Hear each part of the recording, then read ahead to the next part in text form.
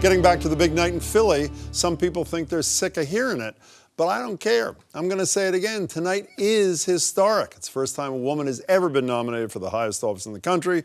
And as Michelle Obama said last night in her incredible speech, that means something. Leaders like Hillary Clinton, who has the guts and the grace to keep coming back and putting those cracks in that highest and hardest glass ceiling until she finally breaks through, lifting all of us along with her. Because of Hillary Clinton, my daughters and all our sons and daughters now take for granted that a woman can be president of the United States. She was unbelievable. Of course, there are those who are not on board with the idea. In fact, if there's one demographic that's dragging down Hillary Clinton's numbers the most, as Adam Riley reports, it's white men. To say my demographic group doesn't like Hillary Clinton would be an understatement. In June, a Washington Post ABC News poll found that just 23% of all white men view Clinton favorably, with a whopping 75% viewing her unfavorably. And remember, Donald Trump's current surge in the polls comes after a 4-day Hillary hate fest led by white men. I welcome the opportunity to hold Hillary Rodham Clinton accountable for her performance and her character. The question is, why? What is it about Clinton that so many white men find so unpalatable? Broach that question here in Philadelphia, and things can get a bit awkward.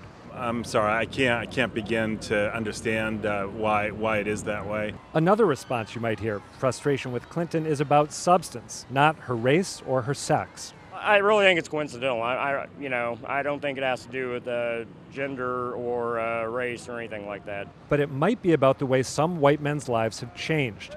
Derek Nowlin has a pretty good job. He's a civil engineer.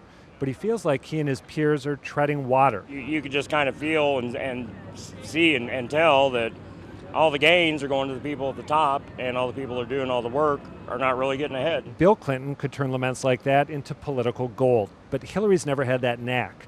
She's also struggled to win voters who feel betrayed by free trade, a sweet spot for both Trump and Bernie Sanders. And making history as the first female president might not be an asset at a moment when some white men are feeling inclusion fatigue. I think rightly we have had a focus on bringing in people who have been disenfranchised. You don't hear politicians in the Democratic Party talking about white males.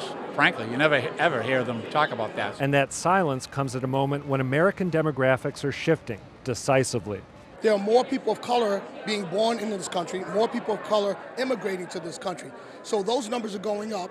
The white population is going down. You have a guy like Donald Trump who comes along and he says the right things, and they feel that there's somebody who's really carrying the flag for them. Donald Trump has built a campaign tailor-made to capitalize on white male grievance. So how could Clinton respond? I think Hillary needs to make the case that in terms of the economy, she's the best for the economy. She's the best to help create more jobs and to provide people job security. They need to talk about how she'll be as commander-in-chief, how she's ready to step in and on day one and lead our country. We got a real leader in Hillary Clinton, and we just need to talk about that more. Picking Tim Kaine as her running mate suggests Clinton is taking the white male gap seriously, and she'd better, because while the political cloud of white men may be fading, it could still be potent enough to swing this election. Adam Riley joins me now. Hey there, Adam. Hey, Jim. So your package talked about white guys in general. I want to talk about a subset. The New York Times this morning did a compilation of 6 polls. White men who do not have college degrees, Trump's got a crushing 2-1 lead. Did you see anything in last night's program, Night 1, that was targeted to those guys in an attempt to peel some of them away from Donald Trump? I didn't. I mean, you could say that parts of Sanders' speech might have helped accomplish that, but he was really there to bring the Sanders loyalists into the fold. I didn't see anything last night that looked like a clear overture to them, and I don't see it tonight with the exception of Bill Clinton. Of course, he's the architect of the global free trade system that so many of the Sanders faithful inveigh against. So I think it's a roll of the dice to put him up there to fulfill that role. Well, even though the trade thing, I agree with you, is a good point. It's a problem. But, you know, his alter ego is Bubba.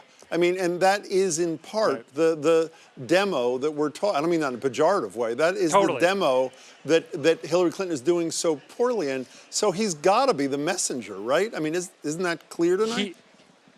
He has to be, but I think the tricky part is in this election cycle, Bill Clinton seems more inclined to fight with people who take issue with his wife than he does to try to convince them or get them to come around. So he really needs to keep that in check tonight and sell Hillary Clinton as someone who can provide uplift to white working class voters. So can we stay on polls for just one final minute here? We all know the Yeah. polls coming out of the Republican convention showed Trump with a pretty significant bump. Are people there in general worried about this, or do they say that's just typical convention stuff? We'll get our bump Friday and Saturday too. They split into two camps. Mike Capuano, the congressman from Massachusetts, told the delegation the other day, if you're not taking this deadly seriously, get out of the way because Donald Trump can win if we don't work really hard. You talk to other Democrats who will say frequently when you're not recording or filming them, I just can't believe that the majority of American voters are going to vote for him, someone who says and does what he says and does. But I think there's reason to be a little less optimistic than they are. So there's a combination, concern and optimism. So the bosses tell you had to wear a dark suit today, or what happened? No, I wanted to look nice. It's my first hit this week, so I wanted to look good. You look excellent. Did I pull it off? All right, good. You did it beautifully. We'll talk to you soon, Adam Riley.